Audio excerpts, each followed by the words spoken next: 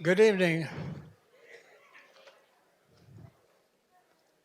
We'll have a few latecomers, but if you'll go ahead and give me your attention, we'll go ahead and get started. Welcome to the history portion of the bank that has always been helpful to First Bank of Alabama, sponsor these programs, and it's been absolutely wonderful. And Chris, you don't have to say anything, but give our thanks. All right. Dolores Hydock was the featured storyteller for the sixth time at the 50th anniversary of the National Tennessee Storytelling Festival. This happens in Jonesboro, Tennessee every year. She's been the favorite that we've had here, and we've often talked to people about adopting her and, making her a native of Sylacauga, Alabama, rather than Reading, Pennsylvania. She hadn't okayed that, but the offer is still on the floor. But Dolores, the best way to describe her, the second or third time that she appeared here, there was a couple of people out in the hall talking, and a woman was telling one of her friends, you know what, I wish I was like Dolores Hydock. She's so graceful, she's so pretty, she said, she's just wonderful. I wish I could be just like her. And her husband said, me too.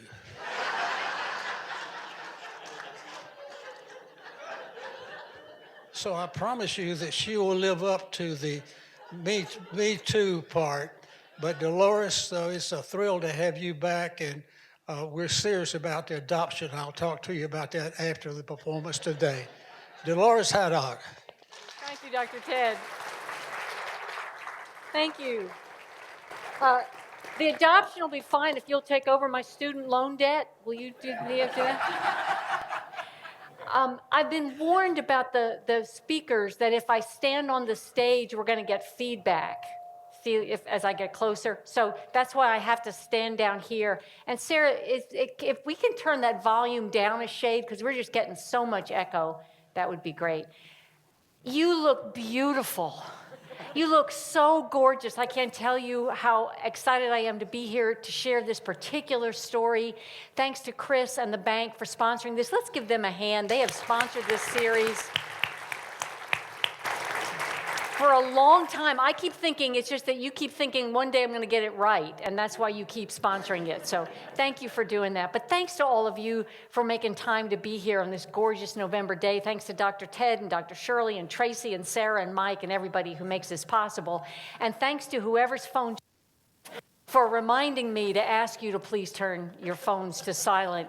I was just at the National Storytelling Festival in Jonesboro a few weeks ago, and one of the MCs, before each session, the MC gets up and asks people to turn their phones off.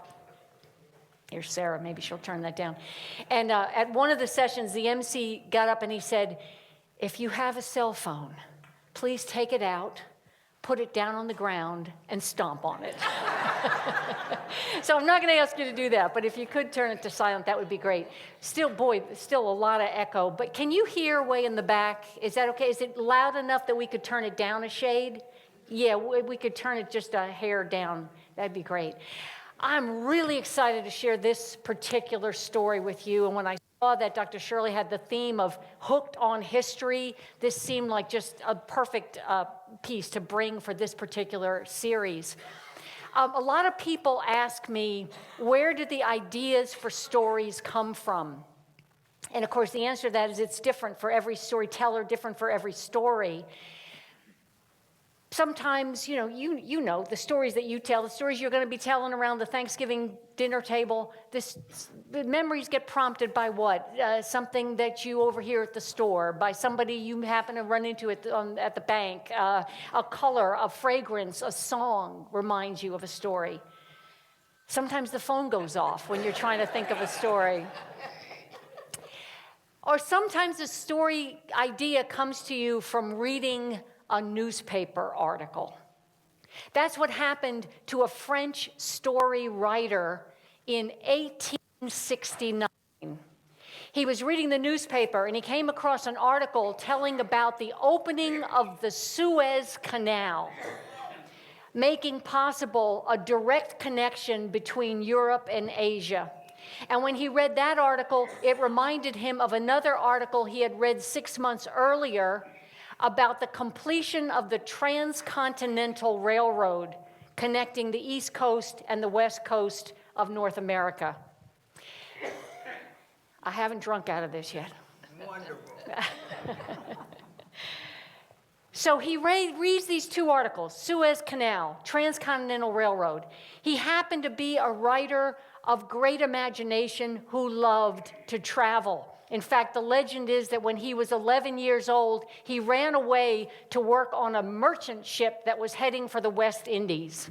He lied about his age to get on board, and when the captain found out how young he actually was, he sent him back home to his mom and daddy. But that little 11-year-old boy never lost his love of travel, even if that travel was only going to be in his imagination. And so all these years later, he reads these articles, the Suez Canal, Transcontinental Railroad, and with his imagination, he begins to think all the places in the world that it is now possible to see, possible to get to. And he starts to think, where all could you go and how fast could you get there? And 3 years later, in 1872, that French story writer, whose name, of course, was Jules Verne, published a book that 150 years later we know as Around the World in 80 Days. Now, the story that you're going to hear this afternoon was not inspired by a newspaper article like that one was. This story was inspired by a television show, Masterpiece Theater. How many of you like to watch Masterpiece Theater? I love it. Sunday nights, especially in the wintertime, all cozy, watching something on APT. And this past January, our APT was showing an 8-part adaptation of that book. How many of you saw Around the World in 80 Days? And as I was watching that adaptation, I thought, oh, there's a true story that's connected to this fictional. What is that true story? And so I went looking at my library. And I found it. Actually, there's lots of true stories connected to that fictional one, but I found the one I was looking for. It is a story that has in it an incredible coincidence, an unbelievable connection to what is going on for us right now in 2022. When I saw this coincidence, I thought, oh, somebody's making this up. No, it's true. And I'll tell you when we get there. Also, one of the key events in this true story happened exactly 100 years ago. And so because of that coincidence and an event that was 100 years ago, and this is the 150th anniversary of the publication of that book, it seemed like this is the perfect year to tell you this story. It is a story about two women, both named Elizabeth. Both of them born in the early 1860s. Born into comfortable families, loving families. Both Elizabeths, by the time they were 6, saw those comfortable families turned upside down. And they watched their mothers struggle desperately, trying to keep the family together when the financial bottom fell out. Both Elizabeths, by the time they were in their teens, promised themselves they would never be like their mother. Now, a lot of teenage girls promise themselves they'll never be like their mother. But this was because they both promised themselves, unlike their mothers, they were never going to be financially dependent on somebody else. They would make their own way in the world. By the 1880s, both of these Elizabeths in their 20s, both of them had made it to the big city, found work in the hardscrabble, male-dominated world of New York City journalism. Both of them, once they found their own voice, used that voice to campaign on behalf of better opportunities for working women. Both Elizabeths traveled around the world in less than 80 days, traveling solo and in opposite directions. They ended up buried in the same cemetery, and their path and their purpose intersected in so many ways, and yet the two Elizabeths never met.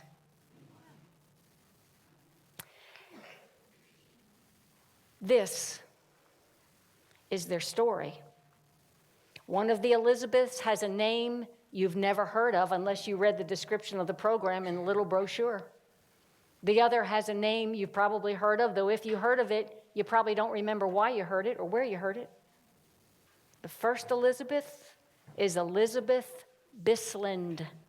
That's the one you never heard of. The other is Nellie Bly.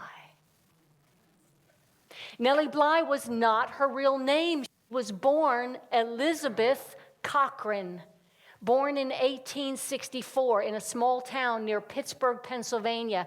But nobody ever called her Elizabeth. When she was a little girl, her mother liked to dress her in pink and white dresses. Little girls usually wore drab gray and brown dresses, but not her. She wore pink and white, and so everybody called her Pink.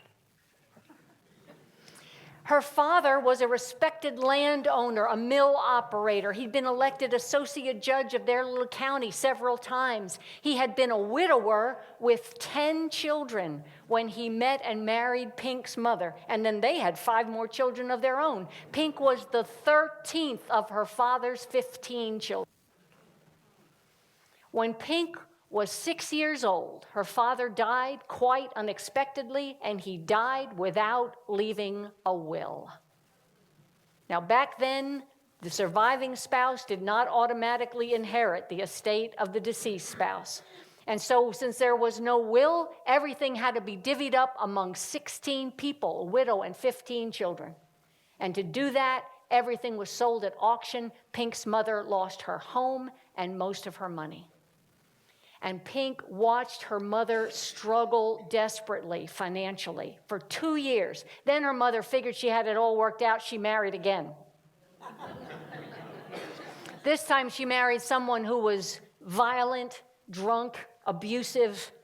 And even though in the 1870s divorce was difficult, expensive, scandalous, after being threatened one too many times with a loaded pistol, Pink's mother decided she could not live with that man. And at age 14, Pink sat in a witness box in a courtroom testifying against her stepfather on her mother's behalf. The divorce was granted.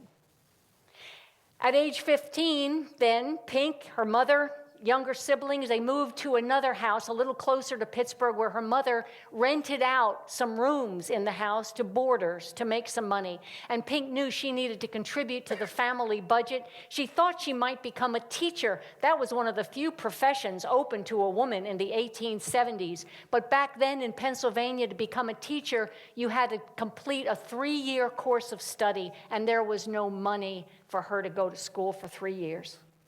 And so for 4 frustrating years, from the time she was 15 till she was 19, Pink worked at low-paying, terrible jobs, housekeeper, cook, the only kind of work she could find, while her brothers, who had no more education than she had, got jobs as clerks in offices just because they were men. Well, boys, but still. Pretty much every day, Pink would read one of the local newspapers. It was called the Pittsburgh Dispatch. The Pittsburgh Dispatch had in it a regular column called Quiet Observations. It was written by a man who used the byline QO, Quiet Observer. And one day, Quiet Observer wrote his column expressing his opinion of a woman's correct place in society. That place, he wrote, could be described in one word. You want to guess what that one word was? Home. And any woman who tried to work outside the home was, he said, a monstrosity. Well, Pink read this article, and she fired off a letter to the editor of the Pittsburgh Dispatch describing the desperate financial situation so many women found themselves in, and noting basically that quiet observer must not be very observant if he hadn't noticed that not every woman had a kind, generous, sober husband or father to take care of her. Is that me making that noise? What am I doing? It's the connection.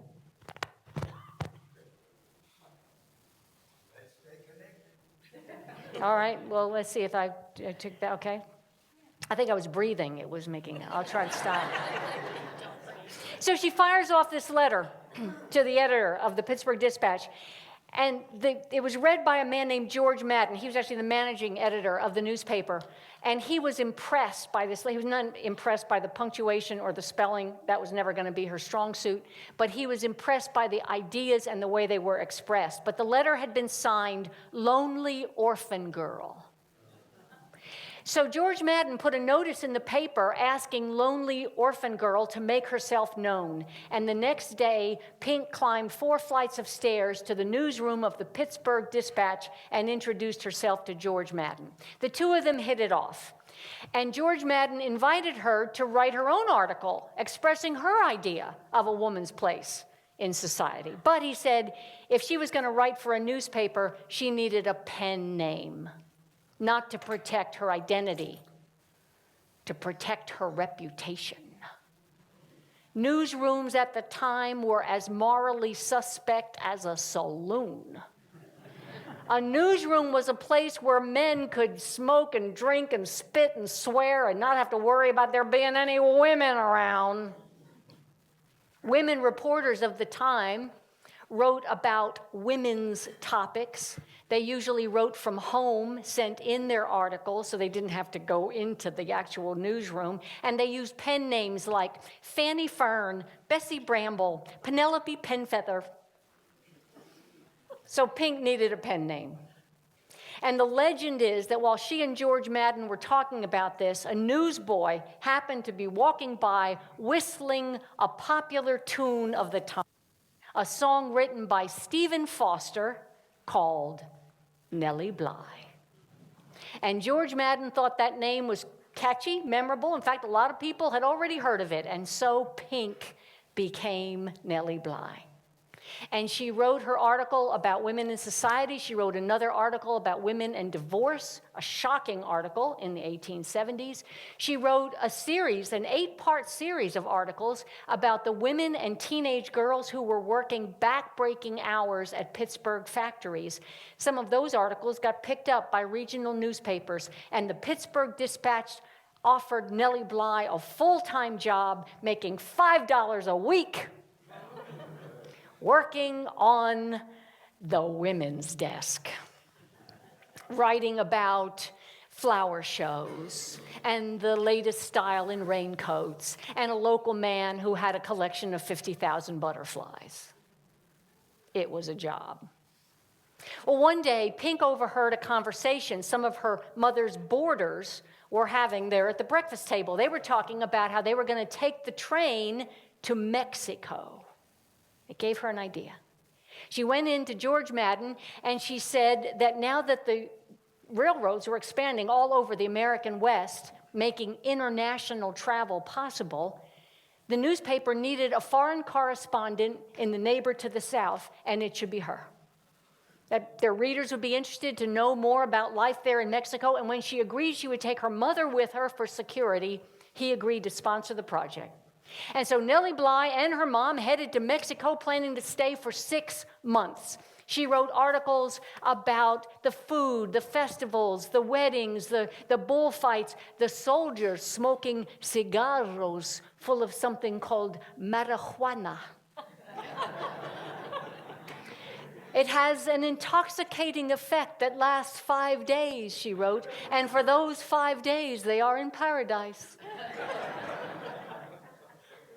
She also wrote about government censors of the press, which got the attention of the government censors of the press, who threatened to arrest her, and she decided maybe she'd been in Mexico long enough.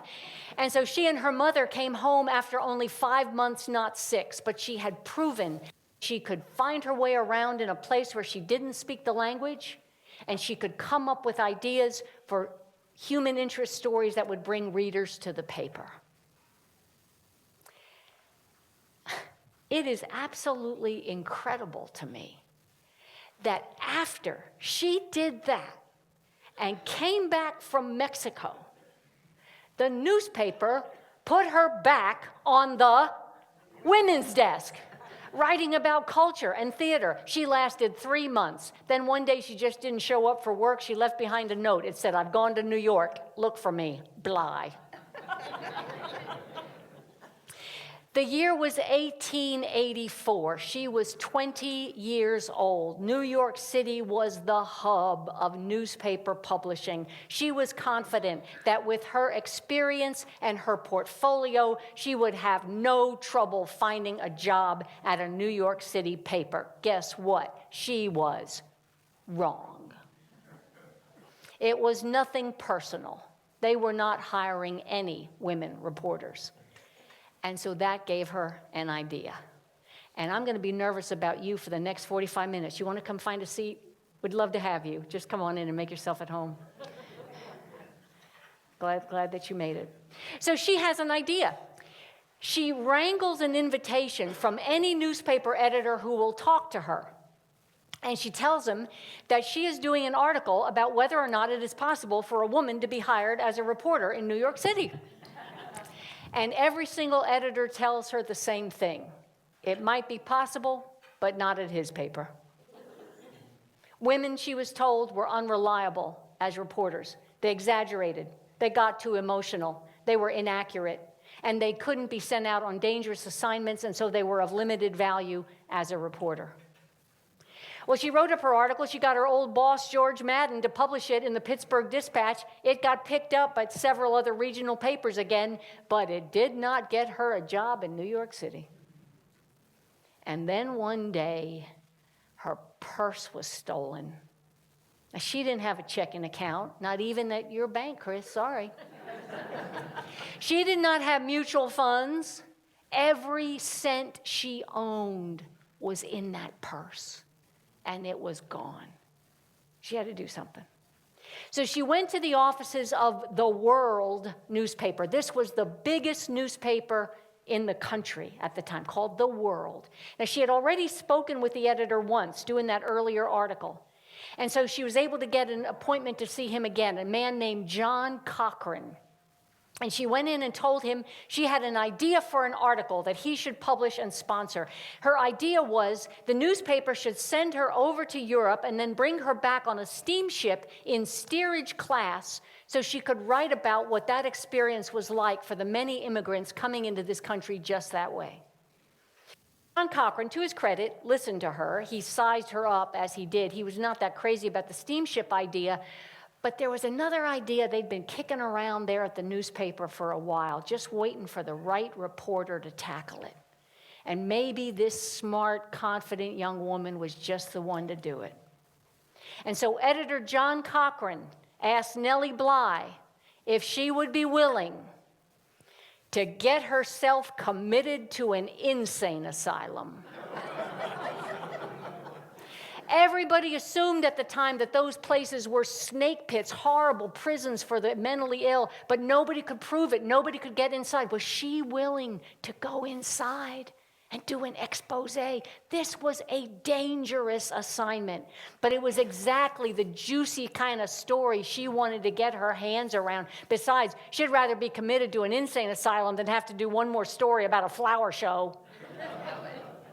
So she did it. She got herself committed to Blackwell's Island Asylum for Women there in New York. She convinced policemen, judges, doctors, nurses that she was out of her mind, that she had no idea who she was or where she belonged.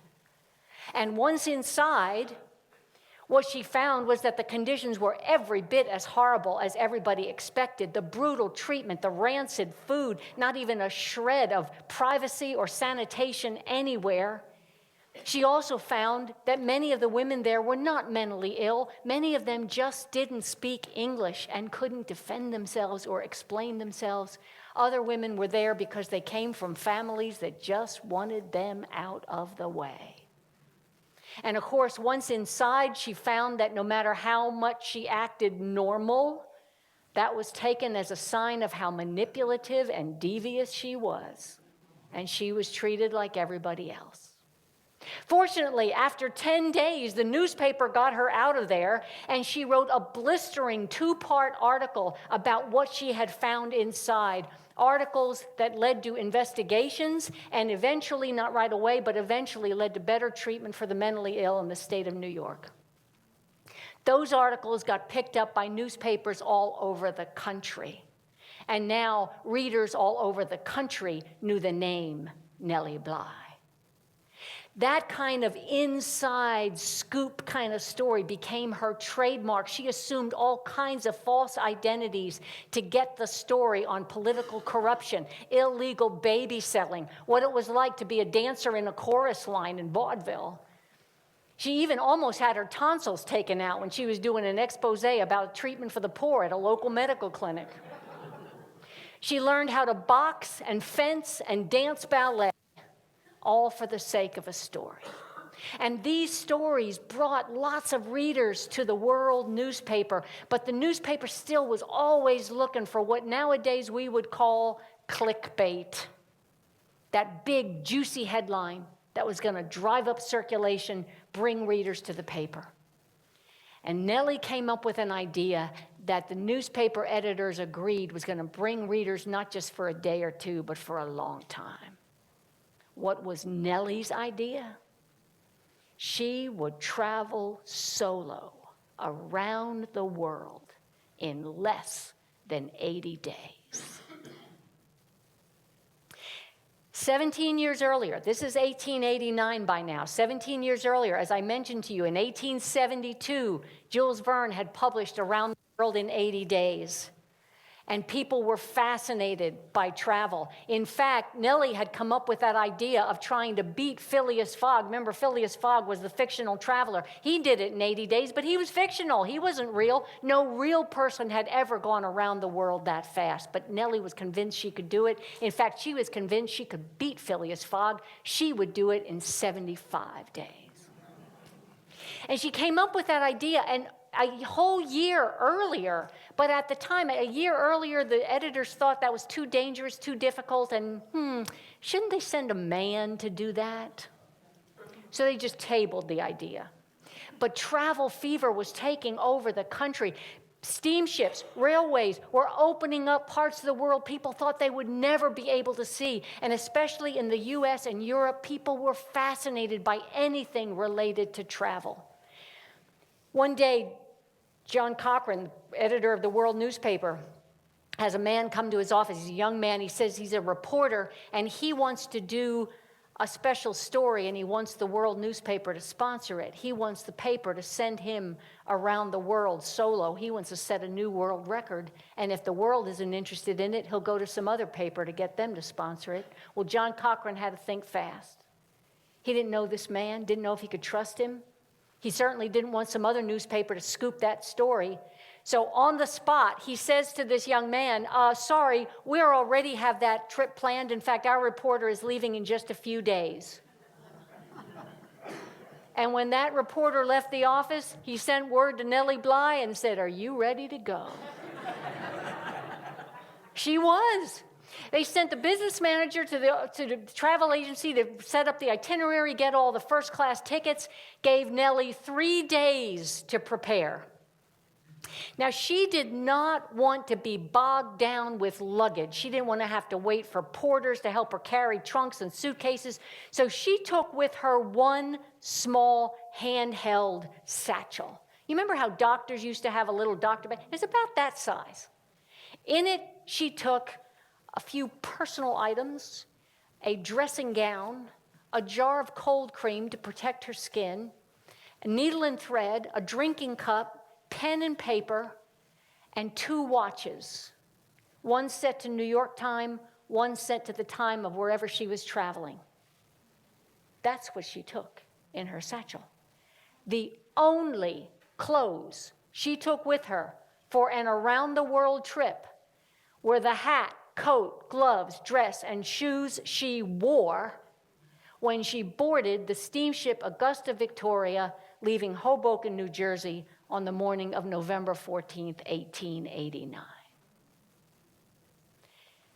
Nellie Bly, 25 years old, about 5'5", about 120 pounds, standing there on the deck of the Augusta Victoria, watching the New Jersey shoreline fade off in the distance, had no idea that a whole weird new twist to her adventure was shaping up back home. She would not find out about it until she was halfway around the world. She was in Hong Kong when she found out someone was racing against her. This is 1889. In 1889 in New York City, there was a brand new publication. It was only a couple of years old. Still small publication called Cosmopolitan Magazine. You ever hear of that? Same magazine, but very different back then. Then it was a serious literary journal. They published short stories, poetry, articles about economics, politics, science. It was owned by a man named John Walken. John Walken had already made a fortune in iron, had made a second fortune in alfalfa. Now he intended to make a third fortune in publishing. He was going to take this fledgling little magazine and build it up into something. He was called a millionaire with a social conscience. Every day he rode the ferry from his home in New Jersey to his office in Manhattan, and he usually read the newspaper on the way.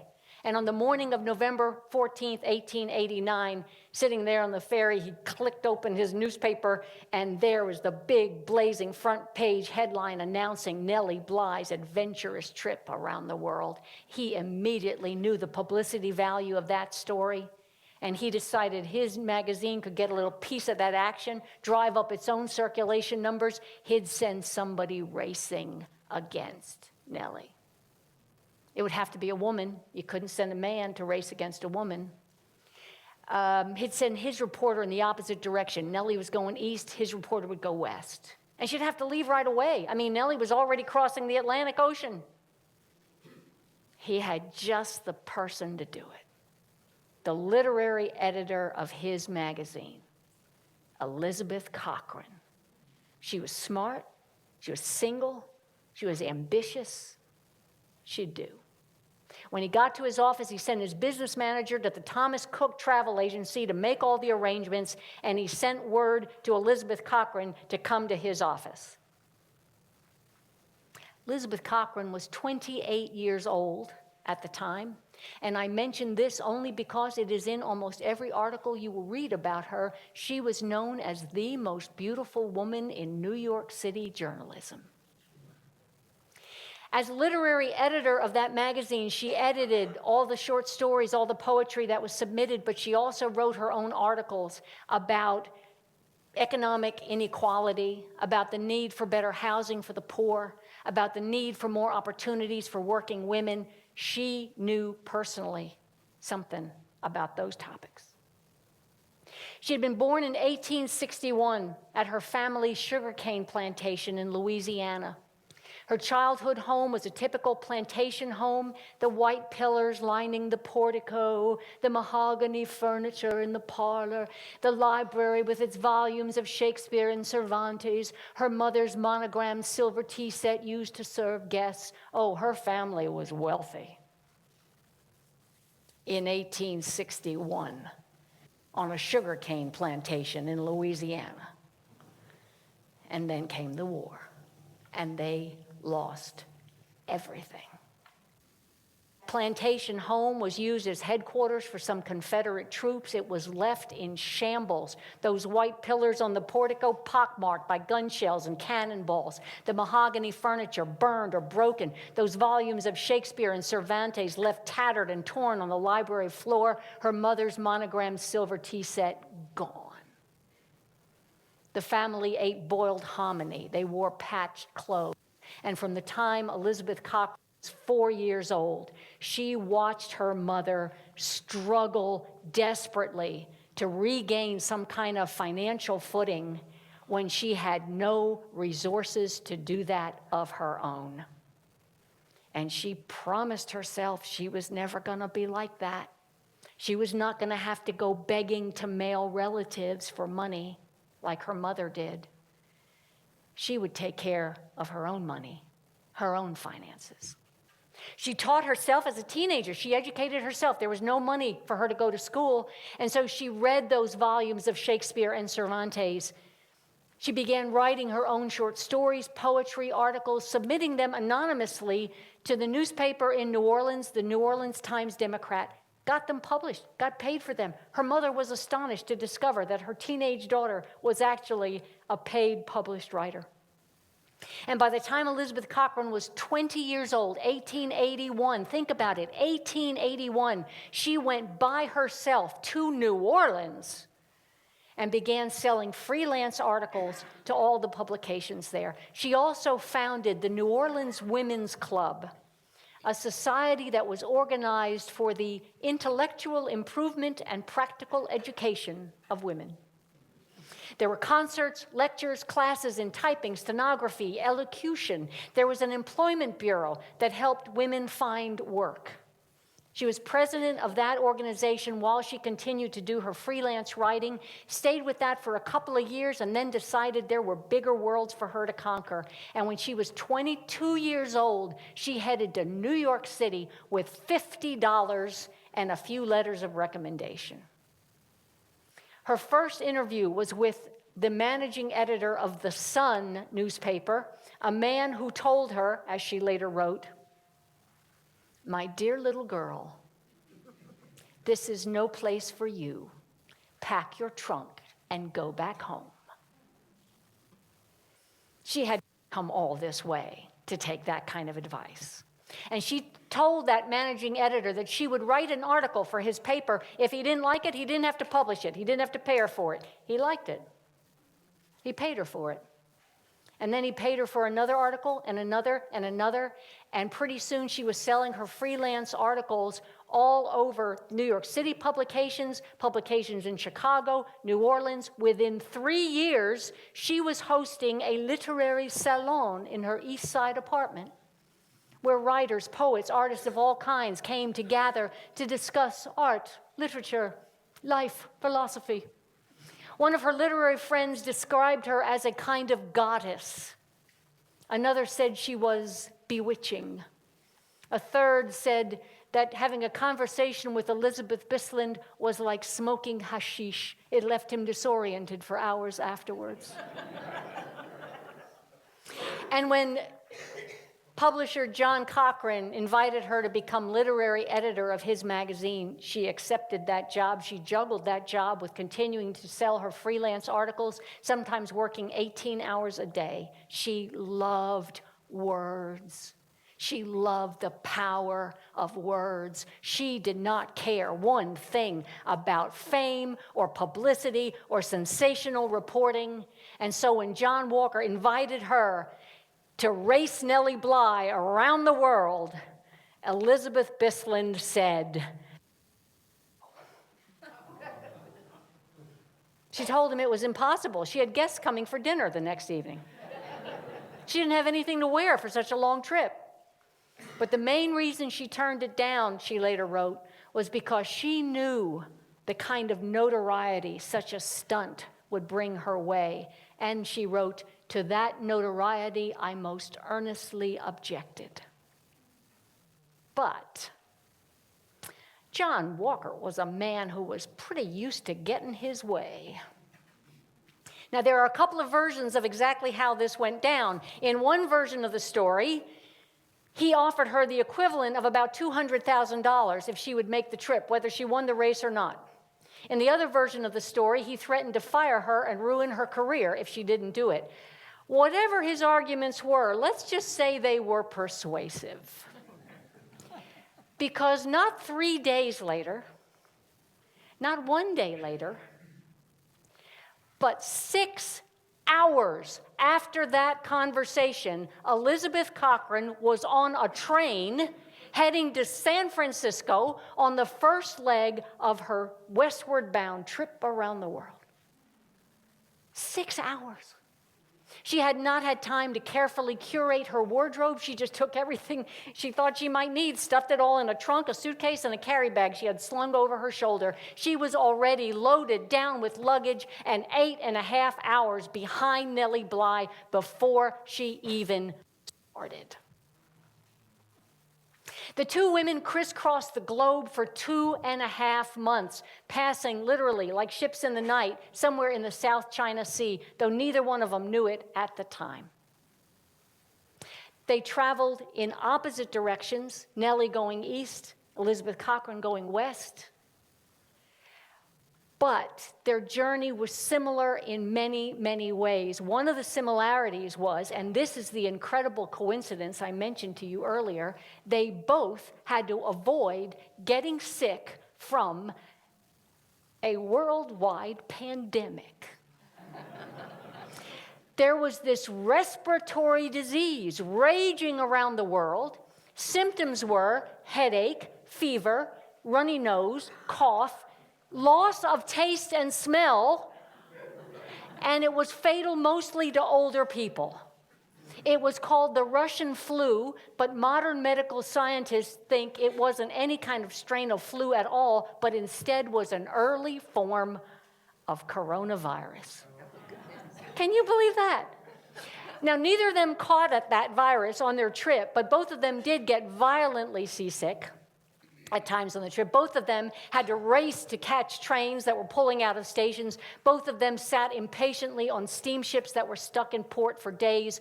Both of their trips had a thrilling final chapter. Nellie Bly, remember, is traveling east. And so she arrives in San Francisco 68 days into her trip. And when she gets there, she discovers that a blizzard has blanketed Northern California in snow with drifts up to 25 feet deep. Her way out on the Central Pacific Railroad is shut down for days, maybe a week. Now, at the beginning of the trip, the newspaper had bragged that Nellie was going to set a world record using only public transportation available to any traveler. But now, with their store reporter only 3,000 miles from home, stuck in a snowbank, the newspaper hired a special train, only 2 cars, a sleeping car and an engine, to take her by the southern route down through New Mexico back up to New York. Some newspapers that were covering the story protested. This wasn't fair. This wasn't public transportation. The editors of the World didn't care. Nobody would remember that. They would just remember her record-setting return. And the editors were right. Nobody cared about the train. There were thousands of people. Some reports say there were 15,000 people waiting for her when she stepped off the train in New Jersey on the morning of January 25th, 1890.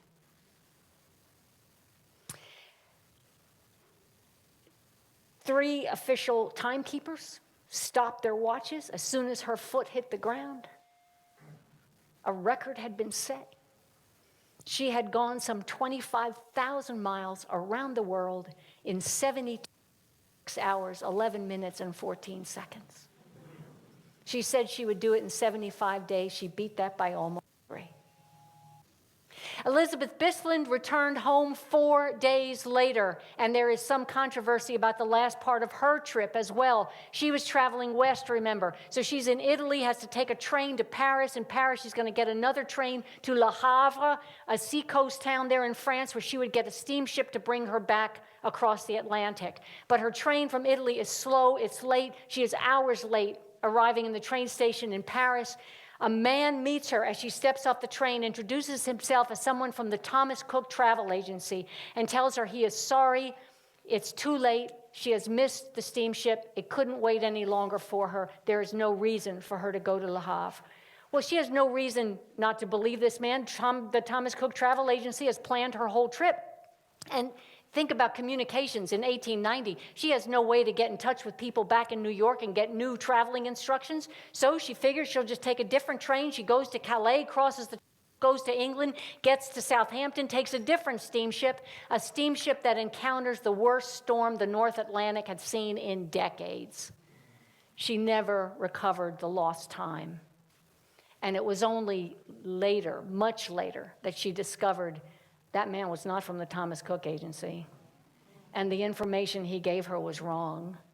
The steamship had waited for her. In fact, John Walker had paid the steamship to wait for her, but she never showed up.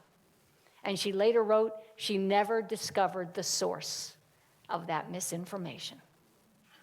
So Elizabeth Bisland, no travel experience, no advance warning, no desire to do the stunt in the first place, following someone else's itinerary and sabotaged by misinformation, made it around the world by herself in 1889 in 76 days. It was an incredible feat. But she wasn't the first, and she wasn't the fastest. And as a result, almost no one has ever heard of Elizabeth Bisland. But lots of people know the name Nellie Bly. It was said that in 1890, Nellie Bly, 25 years old, was the most famous woman on the planet. There was a Nellie Bly playing a board game. There were Nellie Bly trading cards. A racehorse, an express train, a hotel, show dogs, many babies, and a brand of horse feed were all named after her. Newspapers all over the world covered her triumphant return. A few local papers covered the return of Elizabeth Bisland, and the New York Herald got her name wrong, called her Miss Mary Bisland. One Vermont newspaper, noting how few people were there to greet her, simply wrote, "It is the winner who wins." And the winner, hands down, was Nellie Bly. But despite what she had just done for the world newspaper, the publicity she had brought them, the increase in circulation she had brought them, the paper never publicly thanked her or offered her any kind of raise or reward. The publisher of that newspaper, a man you might have heard of, his name was Joseph Pulitzer. He said, "Her fame is reward enough." Well, she was so furious that she quit the newspaper and embarked on a 40-city speaking tour, giving lectures about her trip, and in the beginning earning thousands of dollars and standing ovations. Elizabeth Bisland was not at all concerned about the lack of attention her trip received. She never wanted the publicity in the first place. In fact, she later wrote, "I wish to live my life in such a way that my name never appears in a headline again." She wrote a 7-part article about her trip around the world to be published in 7 issues of the monthly magazine. And then she accepted an invitation to go to London for a couple of months and stay with some friends she had met on her trip. And all of you are watching her leave, so go ahead and watch. I can see all the eyeballs. Remember, I can see you.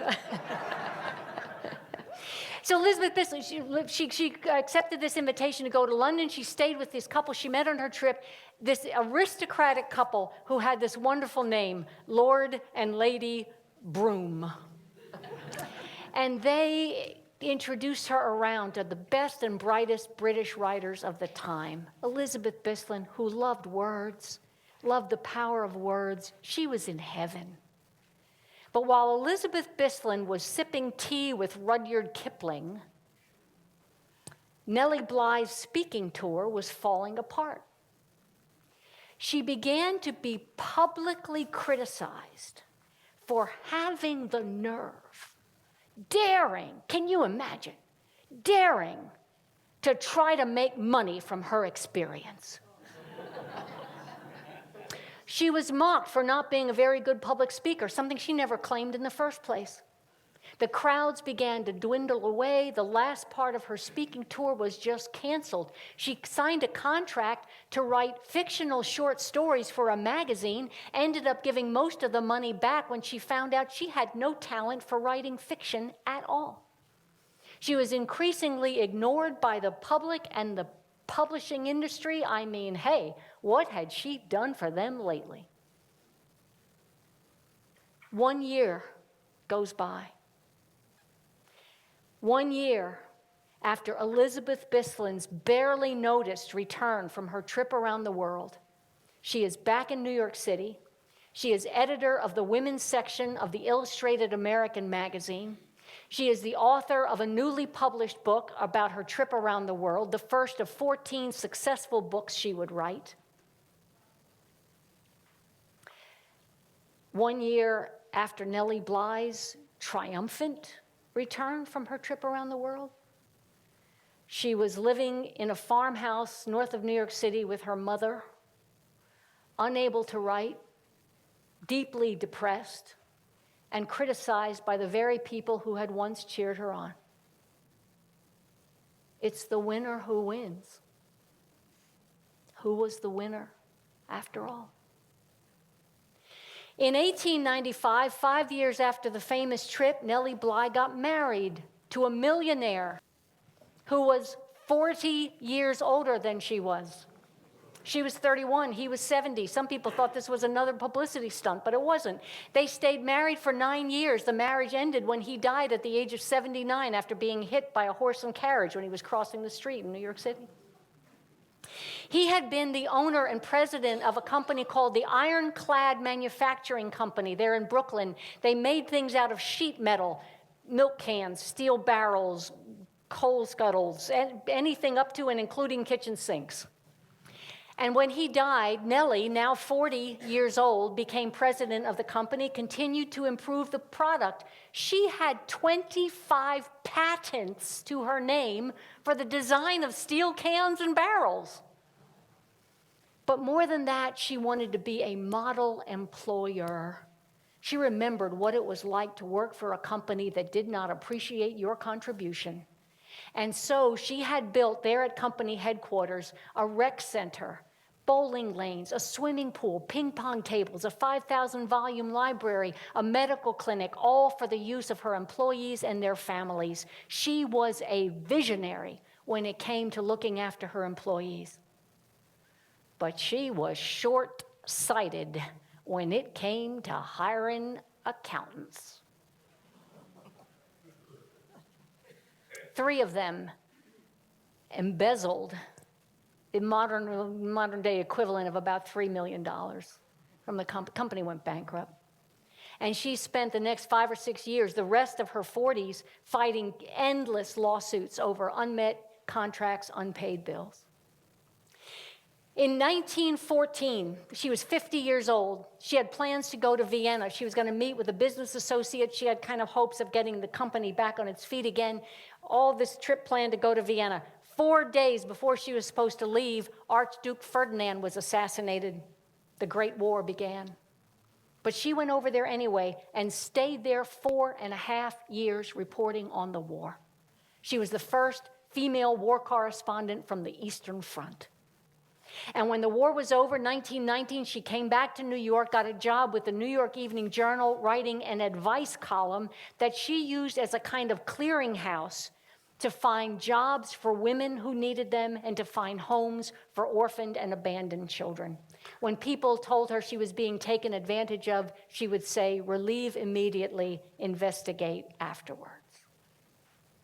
Well, by now, she's in her mid-50s. She is not well. She is not eating right, not sleeping right. She's going out at all hours of the day and night, all kinds of weather. In 1922, exactly 100 years ago, she caught pneumonia and died at the age of 57. She died without leaving behind enough money to pay for a proper funeral. She was buried in an unmarked grave in the pauper section of Woodlawn Cemetery in the Bronx. It would be 52 years before the New York City Press Club raised the money to buy her a headstone. That same year, 1922, Elizabeth Bisland was 61 years old. She had been married for 30 years to a man who was a Harvard-educated partner in a Wall Street law firm. They never had any children together. They'd been married 30 years, but he had died about 3 years earlier. And as a widow, she continued to travel, continued to write. She volunteered at and raised money for a clinic that provided affordable medical care for working women and their families. At age 65, she published her 14th and final book. It was called The Truth About Men and Other Matters. The a collection of essays about travels to Japan, country living, relations between the sexes, and the art of growing old gracefully. In 1929, just like Nellie, she caught pneumonia and died at the age of 67. She was buried next to her husband under a beautiful headstone in a very nice section of Woodlawn Cemetery in the Bronx, less than a quarter mile from the grave of Nellie Bly. In her obituary in the New York Times, they noted her birthplace in Louisiana, her 30-year marriage, the many editorial positions she had held in New York City, and the 14 books she had published. The obituary never mentioned her trip around the world. 2 women, both named Elizabeth. They started out in opposite parts of the country. One was a northerner, one was a southerner. They traveled in opposite directions in more ways than one. One was scrappy and tough. The other was genteel and refined. One loved sensational, juicy reporting. The other loved literary classics and poetry. One was a frequent customer of the saloons down in the Bowery. The other had a literary salon in her East Side apartment. They both ended up literally and figuratively in the same place. They had both clawed their way from childhood poverty to financial independence. They both used their own voice to campaign for better and more opportunities for working women. They both went the extra mile, doing whatever it took to accomplish things few people would ever imagine could possibly be done by a woman born in the 1860s. It's the winner who wins, ultimately, in the race of life, each in her own way.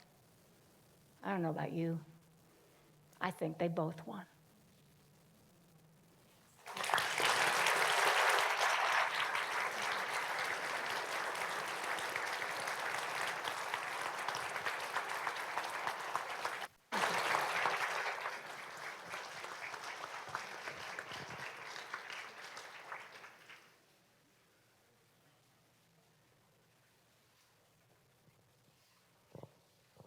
Thank you, Miss Dolores. She always takes us out into the holiday season with a story that is inspirational, it's hopeful, it gives us a new way to think about things. Thank you. You never disappoint. Thank you. I want to say thank you, too, to the bank. Mr. Chris, thank you for always being such a wonderful face of the bank, First Bank of Alabama, to the hospital for the wonderful refreshments they've given us. I have to say thank you to Dr. Shirley Spears. She's in the back somewhere, for always doing such a good job with the Comer Library Foundation for helping to raise money to make these things possible, along with our sponsors like the bank. I want to tell you also the new PA system is being put in 2 weeks. So next time, Miss Dolores, we'll be all set. The building is 20 years old now. It doesn't feel like it, but it's time. So we're thankful we were able to get the lights done this year. The sound system is next. That'll happen in another week or so. Thank you all so much for being here. Miss Dolores has some wonderful things for sale over here. Well, and a sign-up list, if you would like to be on my email list, I'll let you know there's a lot coming up at Christmas time. So if you're not already on the list, let me know how to reach you. Okay. All right. And again, if you're not on our mailing list, please make sure we have your name, because when the next brochure goes out for our next series that will start in February, we want to make sure that you're on the list. Thank you all so much. Hope you have a wonderful holiday season.